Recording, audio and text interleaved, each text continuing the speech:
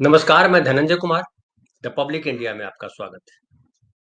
उत्तर प्रदेश में करनी सेना ने राणा सांगा का जन्मदिन मनाया और उस अवसर पर भारी संख्या में उनके समर्थक आए और लाठी, तलवार, भाला, जितने हथियार हो सकते थे सब लहराए।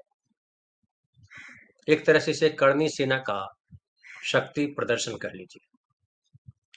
लेकिन ये करनी सेना का शक्ति प्रदर्शन क्यों हुआ और क्या ये शक्ति प्रदर्शन संवैधानिक है? सवाल ये खड़ा है। राणा सांगा के उनका जन्मदिन मना रहे हैं, अच्छी बात है, जन्मदिन मनाने में कोई दिक्कत नहीं है।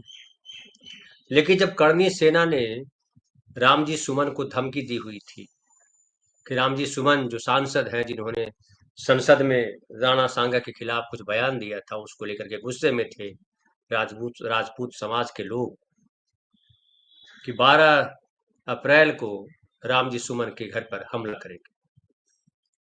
जब ये घोषणा की हुई थी, फिर क्या ये करनी सेना ने जो आयोजन किया उसको आयोजन करने देना चाहिए था? सवाल एक। सवाल दूसरा ये कि अगर आपने आयोजन करने की परमिशन दी थी, लाखों लोग जमा हुए, कहा जा रहा है, दावा तो किया गया कि 3 से 4 लाख लोग जमा होंगे, लेकिन मीडिया में तरह तरह की खबरें आ रही है, उसमें आ रही है कि 60-70 हजार लोग जमा हुए। जो भी जमा हुए, क्या इनको जमा होने देना चाहिए था तब, जबकि तनाव का माहौल था? लंबे समय से ये बात कही जा रही है। करनी सेना के अलग अलग लोग अलग अलग वीडियो वायरल कर रहे हैं, कोई जीभ काटने की बात कर रहा है, कोई सर काटने की बात कर रहा है, कोई हड्डी तोड़ देने की बात कर रहा है। वैसी स्थिति में ये शक्ति प्रदर्शन क्या जायज था? संविधान ने प्रावधान तो किया है कि हर कोई अभी अपनी अभिव्यक्ति की आजादी का पालन करे, अपने बोलने के लिए अभिव्यक्त है, अपने उत्सव मनाने के लिए आजाद है, लेकिन किसी का जन्मदिन मनाने के अवसर पर तलवार लेकर के आना, उत्तेजक बातें करना कहीं से जायज नहीं ठहराया जा सकता इसको। तो सरकार ने जो परमिशन दी, पुलिस ने जो परमिशन दी, ये अपने आप में एक सवाल के घेरे में है। हालांकि पुलिस ने, या कहिए सरकार ने, आदित्यनाथ सरकार ने काफी बड़ा बंदोबस्त किया और 500 से ज्यादा बैरिकेड्स लगा दिए सुमन जी के घर तक पहुंचने के रास्ते में। और 10,000 कहा गया, 10,000 पुलिस बल, मीडिया में यही आ रहा है कि 10,000 पुलिस बल लगा दिए गए सुरक्षा में। 1,000 तो खाली राम जी सुमन के घर के बाहर खड़े हैं। ये सब करने की क्या आवश्यकता थी? पुलिस अगर चाहती, कलेक्टर अगर चाहते आगरा के, तो इसको परमिशन ही नहीं देते। और परमिशन अगर देनी थी तो कहते कि भैया हथियार के साथ तो कतई नहीं आ सकते, क्योंकि हथियार के आना साथ आना अपराध है। लेकिन ये भी खबर आई कि भीड़ इतनी उत्तेजक हो गई कि पुलिस को वहां से हट जाना पड़ा, पुलिस ने टकराव का रास्ता नहीं लिया। अब कई लोग आरोप लगा रहे हैं कि चूंकि आदित्यनाथ राजपूत है और ये जो करनी सेना है राजपूतों की सेना है, राजस्थान, हरियाणा, उत्तर प्रदेश, कहां कहां से लोग आए प्रदर्शन में भाग लेने के लिए। तो चूंकि बड़ा वोट बैंक है और ये वोट बैंक बीजेपी के साथ खड़ा है, इसलिए आदित्यनाथ के साथ खड़ा है, इसलिए आदित्यनाथ ने ये होने दिया। एक तरह से लोग ये भी कह रहे हैं कि ये करनी सेना का शक्ति प्रदर्शन नहीं, आदित्यनाथ का शक्ति प्रदर्शन था, कि आदित्यनाथ को जो चुनौती दिल्ली से, आला कमान से, अमित शाह जी से, वो जो है उसको दिखा सके कि देखिए हमारे साथ इतनी बड़ी फौज है, और अगर आप हटाने की हमको सोचेंगे तो गड़बड़ होगा। कहा जा रहा है कि उन पर तलवार लटकी हुई है, उन्हें हटाया जा सकता है। जो भी हो, राजनीति उनकी अपनी है, उससे कोई, हमें कोई सरोकार नहीं। लेकिन समाज में जब तनाव फैलता है तो सरोकार हो जाता है हमारा, हम पत्रकारों का सरोकार।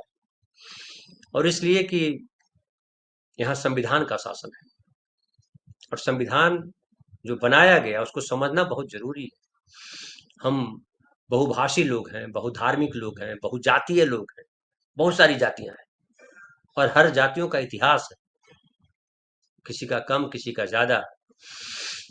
लेकिन तमाम इतिहासों को, तमाम विविधताओं को, तमाम भेदभाव कह लीजिए, उसको ढका गया संविधान बना करके। और कहा गया कि ठीक है, इतिहास में ढेर सारी लड़ाइयाँ थी, ढेर सारे कुकर्म हुए, ढेर सारी गड़बड़ियाँ हुई, लेकिन उसको दबा देते हैं और संविधान लिखा गया जिसमें कहा गया हर आदमी बराबर है और सबके ऊपर बराबर लॉ काम करेगा, सब न्याय के हकदार हैं, सब बोलने के हकदार हैं, सबको बराबर अवसर मिलेगा। जाति, धर्म, भाषा और लिंग के आधार पर कोई भेदभाव नहीं किया जाए। और उसी सरकार, वो जो जितनी सरकारें हैं, वो चाहे नरेंद्र मोदी की सरकार हो, चाहे आदित्यनाथ की सरकार हो, उसी संविधान की शपथ लेकर के, या कहिए कि उसी संविधान के बताए रास्ते से सत्ता में। जब और ऐसे में जब करनी सेना को छूट दी जाती है तो चिंता पैदा होती है, सरकार पर सवाल खड़े होते हैं। कई लोग कह रहे हैं कि रामजी सुमन को बोलना ही नहीं चाहिए था। राणा सांगा वाले प्रसंग में बड़ा विवाद हुआ और बड़ा हंगामा हुआ संसद में भी।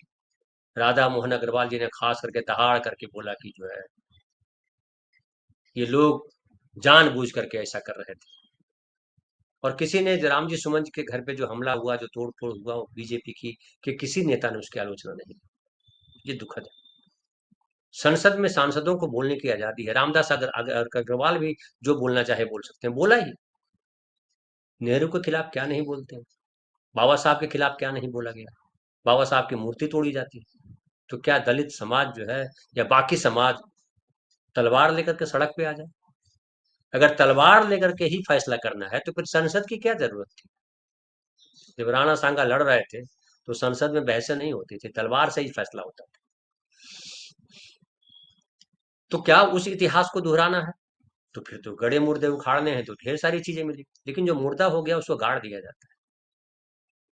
ये दुर्भाग्य की बात है कि संविधान ने जो कहा सबको कि भाई अब पिछली चीजें भूल जाइए, नए तरीके से हम नया देश बनाएंगे। राष्ट्रपिता गांधी को इसीलिए कहा गया, ये नया देश था। जो सरदार वल्लभ भाई पटेल का नाम लिया जाता है कि सारी रियासतों को, 500 से ज्यादा रियासतों को एक किया। कितनी मेहनत की देश को एक करने में, कितनी कुर्बानियां देनी पड़ी। वो जाति के नाम पर कुर्बानियां नहीं दी गई थी, और किसी एक जाति के लोग भी कुर्बानी देने में नहीं थे। बीजेपी भले आज जो है अभियान चला रखा हो, बीजेपी सरकारों ने, बीजेपी ने, कि मुसलमानों को जो है इस देश से बाहर किया जाए, लेकिन मुसलमानों का भी बड़ा योगदान है देश की आजादी की लड़ाई में भी। छोड़ दीजिए गुलामी के वक्त क्या था, कैसे था। और हालांकि जिस तरह से समाजवादी पार्टी ने धैर्य का परिचय दिया, वो अच्छी बात है। और जो अखिलेश यादव ने कहा कि किसी भी रामजी सुमन जी की बात हो या किसी भी व्यक्ति की बात हो, किसी भी समाजवादी व्यक्ति की बात हो, उसके सम्मान के लिए समाजवादी लोग खड़े हैं। और उन्होंने कहा कि शांतिपूर्ण प्रदर्शन, या जिस तरह से रामजी सुमन जी ने बोला था, असहमति हो सकती है, आप उसका विरोध कीजिए, आप ही कहिए कि ये गलत कह रहे हैं, नहीं कहा जाना चाहिए। लेकिन आप मारने की धमकी देंगे, जीभ काटने की धमकी देंगे, ये तो सही नहीं ठहराया जाएगा, कोई सही नहीं ठहराएगा इसको। और मुझे तो याद आता है, बार बार मैं जिक्र करता हूँ कि खुद आदित्यनाथ जब सांसद थे उत्तर प्रदेश में, मुलायम सिंह यादव मुख्यमंत्री थे, तो यही आदित्यनाथ जी जो है संसद में रो रहे थे, गुहार लगा रहे थे कि हमें बचाइए, मार दिया जाएगा। क्या फील कर रहे थे आदित्यनाथ जी? उनके खिलाफ तब किसी सेना ने आंदोलन नहीं किया था, उन पर कुछ मुकदमे चार्ज हुए थे, और तब पूरी सरकार ने कहा था कि हम उनकी रक्षा करेंगे। तब कांग्रेस की सरकार थी, यूपीए की सरकार थी। लोकसभा अध्यक्ष ने कहा था कि आप चिंता मत कीजिए, कुछ नहीं होने वाला है। क्या लोकसभा अध्यक्ष ने रामजी सुमन को ये सुरक्षा की गारंटी दी? क्या उत्तर प्रदेश के मुख्यमंत्री ने यह सुरक्षा की गारंटी दी रामजी सुमन को? तो जो अखिलेश यादव कहते हैं कि ये करनी भरनी सेना कुछ नहीं है, ये बीजेपी की ही लोग हैं, बीजेपी के लोगों ने इसको अलग रंग देकर के उसको खड़ा किया है, जिससे हिटलर ने टूपर खड़ा किया था। अपने ही लोगों को वर्दी पहना करके अपने विरोधियों को या अपने खिलाफ बोलने वाले को मार देते थे, वही बीजेपी के ऊपर जो है ये बड़ा आरोप है, और ये आरोप हवा में नहीं है। सहमत हो अखिलेश यादव से, ना हो, कहें पॉलिटिकल बयान है, लेकिन वो दिखाई पड़ता है कि करनी सेना के लोग जो कर रहे हैं, या जिस तरह से अब खुद आदित्यनाथ जिस तरह से भड़कावे वाली बात करते हैं, वो सरकार के मुखिया का फर्ज नहीं होता है। सरकार का जो मुखिया होता है वो किसी जाति किसी धर्म का नहीं होता है, पूरे समाज का होता है, क्योंकि संविधान ने उसे शक्ति दी होती है, और संविधान किसी जाति धर्म का नहीं। लेकिन दुर्भाग्य की बात है कि बीजेपी के ज्यादातर नेता, उसमें आदित्यनाथ भी हैं, वो जाति धर्म की बात ही केवल करते रहते हैं। और इसका जवाब कहाँ है? इसका जवाब, हालांकि जो अखिलेश यादव है उन्होंने भी इटावा जाकर के याद किया फूलन देवी को। फूलन देवी की हत्या हुई, फूलन देवी के साथ जो ज्यादतियां हुई, फूलन देवी ने डकैत बनकर के कितने लोगों को मारा, सब इतिहास में कागज पे करने पन्नों पे दर्ज है। और अखिलेश यादव जो याद दिला रहे थे, तो वो भी एक चतुर राजनीतिक चाल है, जिसमें दलित पिछड़ों को जो है वो शक्ति दे रहे हैं, और कह रहे हैं कि घबराने की बात नहीं। और राजपूतों को भी याद दिला रहा है कि भैया, अन्याय करोगे तो समाज से कोई उठेगा और बदला लेगा। लेकिन बदले की कहानी जो है वो सिनेमा में तो ठीक लगती है, रियल लाइफ में बदले की कहानी असभ्यता है। और सरकार की भूमिका है, हमारा संविधान जो कहता है कि हम सभ्यता की ओर बढ़ रहे हैं। धर्म में भी कहा गया है, तमसो माँ ज्योतिर्गमय, अंधकार से प्रकाश की ओर चले। बुद्ध ने कहा, अप दीपो भव, स्वयं दीपक बने। ये समझना जरूरी है। हमारी अगर संस्कृति, हमारी विरासत, पूरी मानव जाति की विरासत, पूरी मानव जाति की संस्कृति और सभ्यता की तरफ बढ़ने की है, उजाले की तरफ बढ़ने की है। कोई सरकार, कोई नेता, कोई सेना, कथित सेना, अगर मान सम्मान के नाम पर जो है वो तलवारें उछाले, हत्या करे, तो सभ्य समाज में इसे बर्दाश्त नहीं किया जाना चाहिए, इसकी आलोचना होनी चाहिए। दुर्भाग्य की बात है कि सरकार वैसे लोगों के साथ खड़ी हो जा रही है। फिलहाल इतना ही।